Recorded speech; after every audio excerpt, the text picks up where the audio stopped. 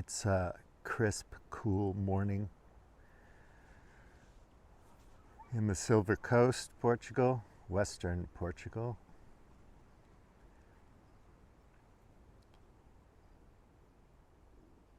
We're living in an era now where there's too much to think about and too much to talk about. And everybody's thinking and talking. And you have a huge number of people who, uh, well, more and more it seems like, or maybe they were always there, but we notice it more, but people who are way, way, way, way into the conspiracy thinking world. And the world of conspiracy is almost like just coming into one thing. And I guess that's characterized by just seeing this superhero agency behind everything. So way back when we had spirits and leprechauns and,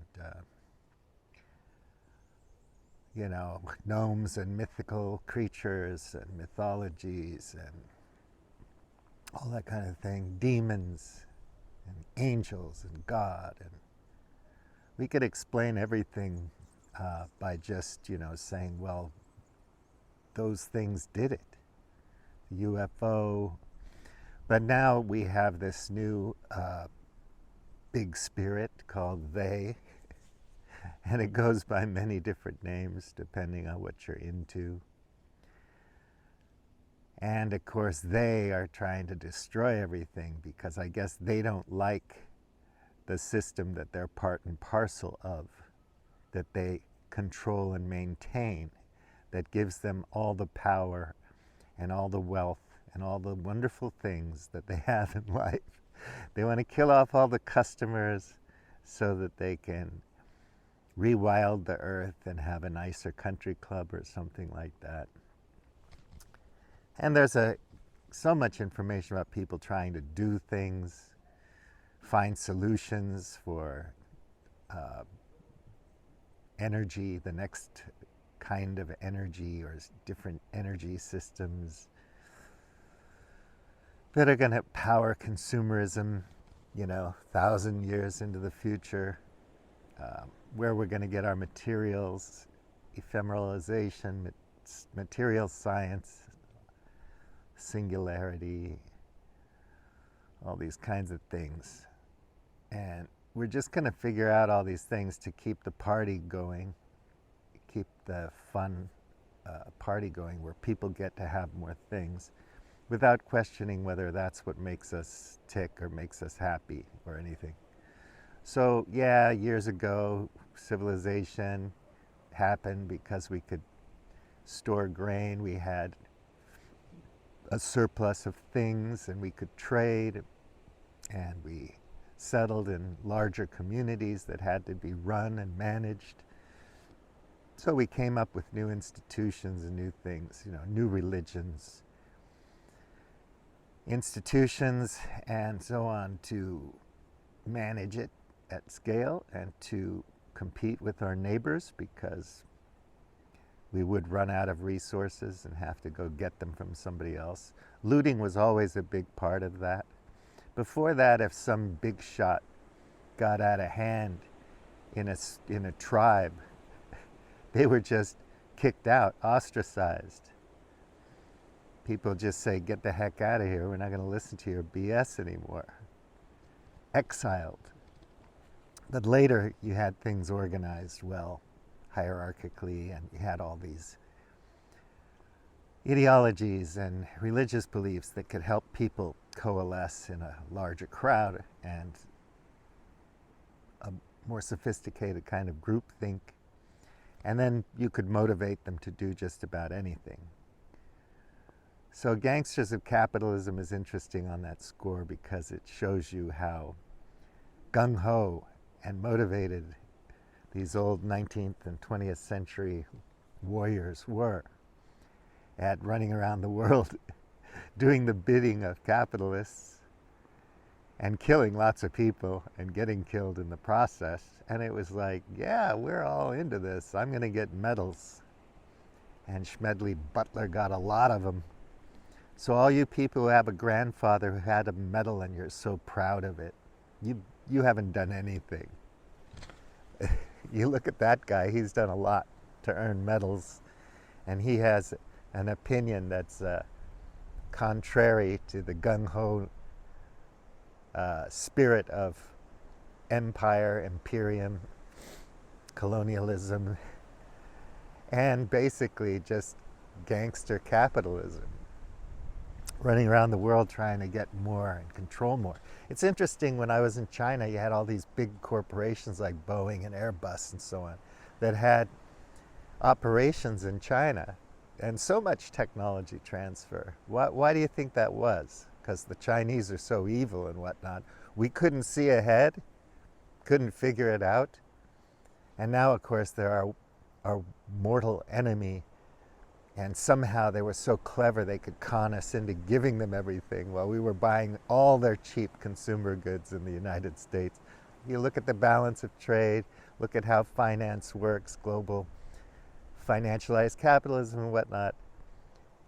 You should be able to see through this stuff, but it's a feature, not a bug, that human beings can't think critically, because it's a suite of processes and tools, one of them being science and skepticism, however you define rationality, critical thinking tool set, bullshit detector kit, all this kind of stuff.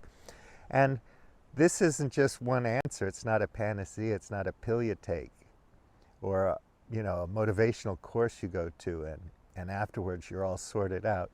You have to work on it on a daily basis, because you're always getting bombarded with all kinds of messages and information, and you have to figure out what's true and what's not, what's reasonable, what's not, what's in your best interest and what's not, all that kind of stuff. And we're just not fine-tuned for that, so it takes a lot of effort. Way back before civilization, we had some people in the group that were considered wise or kind or healers or whatever. Some were stronger, some were more courageous, and people would fill their niche for the group, and if the group had effective, valuable members, it could probably compete well with other groups. Most of the time people wanted to go along to get along with other groups because they knew how costly it was to fight, but they still fought. There's evidence for that, archaeological, but not a whole lot. It's way later when we see the mass graves and the mortal wounds by swords and arrows and so on and so forth. So it's a relatively new thing. It's a brand stinking new thing in the universe as far as we know, because the universe is unfathomably big. We don't know what's out there. We don't know how it works, but we can't admit we don't know how it works, so we have to give super agency to God or to spirits or to Bill Gates or to whatever. The Marvel comic superhero, Pootler is an example. He's just, on one hand, he's really stupid and ineffectual, and on the other hand, he's a super villain playing three-dimensional chess. And on the American side, the NATO side, it's the same. You're either, one person looks at you and you're a total idiot. The other person looks at you and said, wow, Biden's New Deal was really great. Worked out fantastically, swimmingly. New Deal for arms manufacturers. But for those of you who are gung-ho about war, don't worry about it. It's not going anywhere. You'll have a war to watch for some time to come into the future, but these things are getting more complicated. In the beginning, Russia didn't have drones. Now they do. They didn't know how to use drones effectively. Now they do. Of course, if you're looking at it from just one side, you're saying, well, they don't know how to do anything. They can't deceive. They can't evolve their tactics and strategy. They can't adapt and improvise based on what's happening on the other side. And then a lot of people just think weapons are a panacea. If we only just flooded the zone with the right weapons right away, it would be over in a few months. But logistically, you can't do it, and you can't do it because you can't train the personnel, the soldiers, fast enough to do it. The only way to get there is to have a world war. You just have a alliance, NATO on one side, and you're all in, boots on the ground, plenty of people to man the complex weapons and fly the F-22s. And on the other side, you have China and Iran and Russia. And you know where that leads. Eventually, nukes probably. Or maybe not, but it's still going to be a horror story. And at the end, you know, you have failed states and really messed up people. And who are you going to back then? Years ago, you know, everything was corrupt and volatile in Ukraine. People were just trying to sort it out, take advantage where they could, or manipulate the situation as we always do. And now, of course, he's a superhero. He's all good, nothing wrong with him. We all should know, if we think things through, that it can't be that simple. And it isn't. It's much more complex. But for the conspiracy types, and this is blowing up, they're going to be in that realm of conspiracy forever and a day, and they're never going to get out, because everything in social media and in the information ecosystem has been engineered to tweak that outrage and that fascination, and to stimulate our dopamine and everything. And that's the business model. So it's not going away, because that's the way you get multi-billionaires. And those multi-billionaires, once they have billions of dollars, all they want is more control. So they'll invest in that any way they can. They usually don't retire, you know, just walk off into the sunset with their money and do good works. There's not a whole lot of Jimmy Carter-like billionaires. But, you know, they can help a bit, their philanthropy and all that. You don't want to downplay that too much, but there's always a strategy behind the philanthropy. So barring a miracle where suddenly a huge number of people just get on the, you know, I've got to train myself how to think more carefully, and I'm going to do everything I can to practice critical thinking in the right way. Ooh, what's the right way? Well, you'll have to learn. If you want to read a dozen or 24 books on conspiratorial mindset, you can. They're all out there. On science, engineering, technology, on any subject, it's all there. But we will continue to follow the garbage, the fire hose of nonsense, because it's stimulating. And once we join our crew, it'll be too hard for us, you know, too much cognitive dissonance to break away from it. So we'll just dig deeper and double down and cherry pick, and we'll let our cognitive biases take over, and that's the way it's going to go, unfortunately.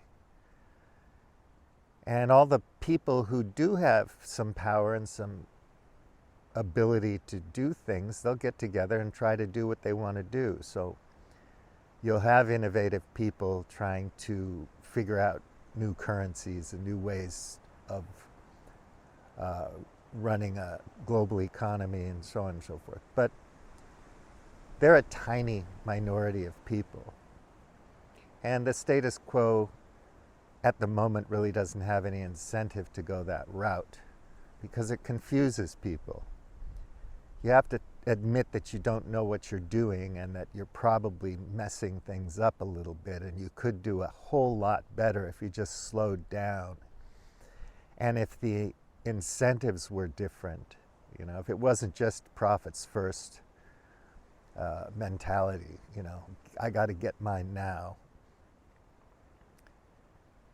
And that's the way we are, you know. If you can get yours now, you're going to get yours now. So it takes a pretty unusual kind of education. And I don't just mean Ivy League or something like that, but even as an autodidact, to arrive at a point where you can slow down and take the bigger picture into consideration and think systemically and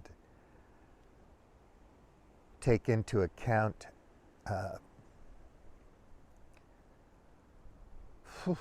things that you can't control, things that you don't now understand, just understanding epistemically that you don't know a lot of stuff, and that the process of finding out what's the best way to do things is going to take time.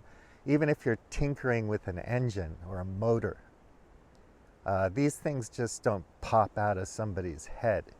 There's usually a network of people working on these problems. They're communicating, and after many, many years of tinkering, they come up with something that works, and then iterations over time, improvements over time make them better. And then you get to a point where you say, wow, now we just, after 10, 30 years or 3 generations, we found something that's going to make that technology completely useless. And we move on. But generally speaking, we don't plan that out. We don't think it through. And, so the conspiracy thing is kind of goofy because we're just not built to do that kind of thing. What's in the realm of possibilities? We don't know. We know only what we have to base our assumptions on, a priori or whatever. And then we figure things out. They pop up, then we take them for granted as if they were always there. Civilization, this particular type of thing, it's always been there. And throughout history, there have been 5 really good kings and 1 good queen, and they did everything right. That was the golden age and whatnot. But if you look at it from a broader perspective and also from a finer grain perspective, you'll see that that's just myth. It's fantasy. But it serves a purpose. So, the meaning crisis and all that, what meaning crisis? I guess if we go back to a period of time where everyone in Portugal is Catholic, and we have this hierarchical social structure and most people are illiterate and bare feet, then what's meaningful is quite simple to us. Survival, our families, a couple of friends, religion, the king, and so on and so forth. Now there's a lot of meaningful things, meaning in life that one can discover. It's all there. I don't see the crisis. I just see a crisis in making sense of it all, but it's like being sensible about making sense. So it's just not like, I'm a sense maker, I've sorted it out. What the hell does that even mean? And even critical thinking skills, logic, and the math and the statistics that go behind that, and the Bayesian reasoning and so on. These are skills you have to learn, and it's hard to learn. Like, if you go to a country, when I was a kid in Japan and I speak Japanese, and then some girl would say, you must have a Japanese girlfriend. I said, no, I didn't learn Japanese from a girl. I learned it from studying Japanese. And once you start studying, you can't stop because you never get to the end of it. So you do your Jay Dyer thing and wave your arms around, look at the books behind me. Yeah, those are all the books you've read. Now I'll show you an Empire State Building full of books you've never read. And I'll show you dozens of domains of inquiry that you have no clue about, but you think you do because you understand Orthodox Christianity. So, because you're smart and eloquent and you understand one domain, that makes you an expert in everything. That's why scientists make mistakes and doctors make mistakes. and go down rabbit holes and become conspiratorial and so on, because they're just human beings, right? And they'll say, look, I'm smart, okay, I'm accomplished, I've made money and this and that, so my opinion on this thing I don't know shit about must be true. And then we get overconfident, and then we become really idiotic, and judgmental. It's nice if you can just conform to some dogmatic schema, and that's that. If people want to go back to that world, maybe we will. I don't know what survives after nuclear winter, or what human life's going to be like after that. Nobody does. But we've got a shitstorm coming at us on so many levels. I mean, we really do have to take our environment into consideration. And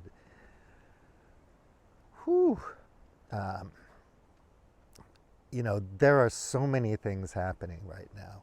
And it's all really a manifestation of industrial global human civilization and a rapid, population rise from the mid-19th century, and all the technology that goes along with that, and consumerism and so on. And it's just flooded the world. And we really don't know what the long-term outcomes of them are, but we do know what's happening right now, don't we? I mean, yeah, everything's Steven Pinker beautiful, but what about that homelessness thing? And what about mental health? And what about drugging our children from age 3 because they act up in kindergarten or whatever, preschool? I mean, this is not good. It doesn't have to be this way. We don't have to be goading a country into war for decades just because that's what we do. Wouldn't it be interesting if you looked at diplomatic relations and the first thought on everybody's mind is, what can we do to make you feel more secure? Yes, we need stuff. We need your nickel. We need your cobalt. We need your oil. We want to trade. We might even need some of your culture, although I don't want to, appropriate it necessarily. But what can we do to make these processes work for us? Now, there's very seldomly is there just a total villain. I don't want to do that. My last name is Adams. I just want to see the world crash and burn. Most of the time, people are beholden to various things, and they can't just make unilateral decisions that are ultra evil and get away with it. But people who have a lot of power can get away with a lot, and we know that, right?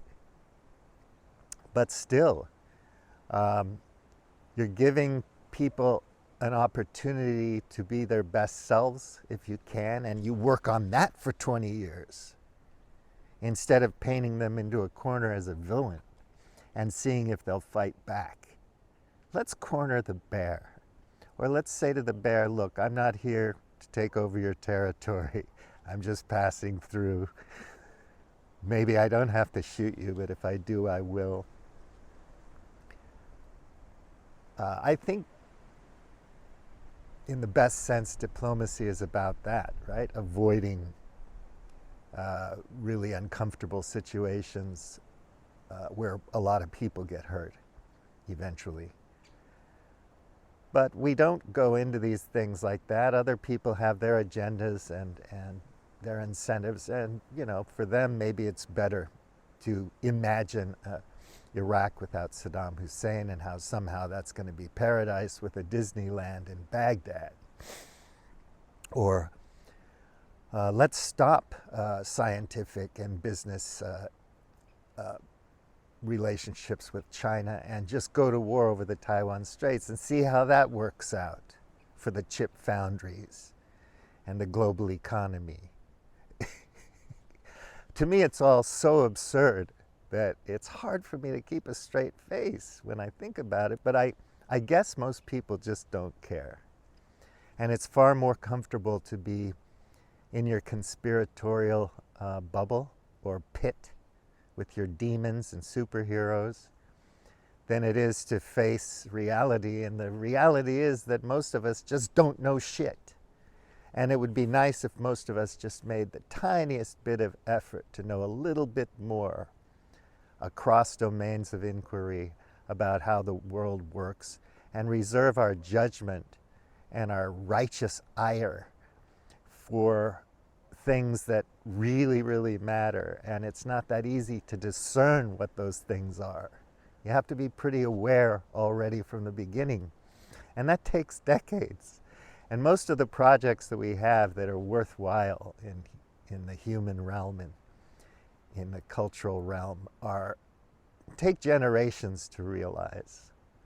I'd rather have generational projects that are interesting and good and healthy and produce a better world for people and for life on Earth than a short-term project that risks just wrecking everything and then hoping that it's good business to put it all back together again. There's no ultimate winner. There's just winners and losers, and winning and losing is temporal.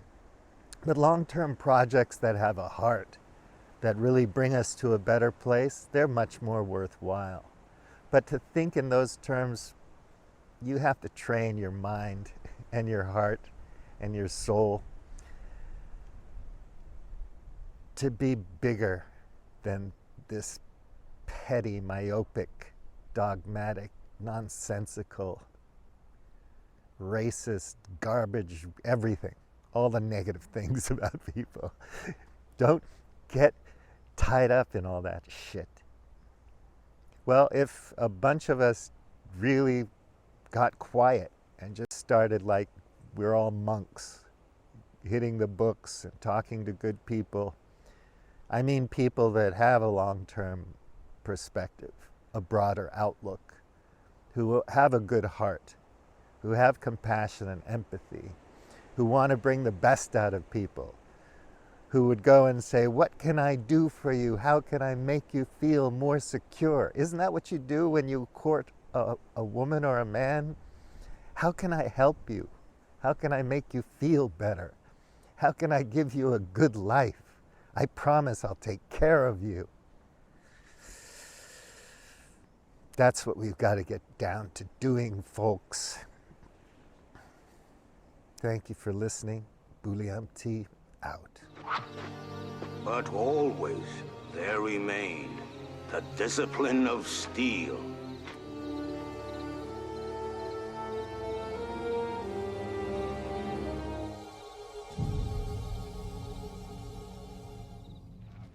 My fear is that my sons will never understand me. How? Daye? We've won again! This is good. But what is best in life? The open steppe, fleet horse, falcons at your wrist, the wind in your hair. Wrong! Conan, what is best in life? To crush your enemies, see them driven before you, and to hear the lamentation of their women. That is good. That is good.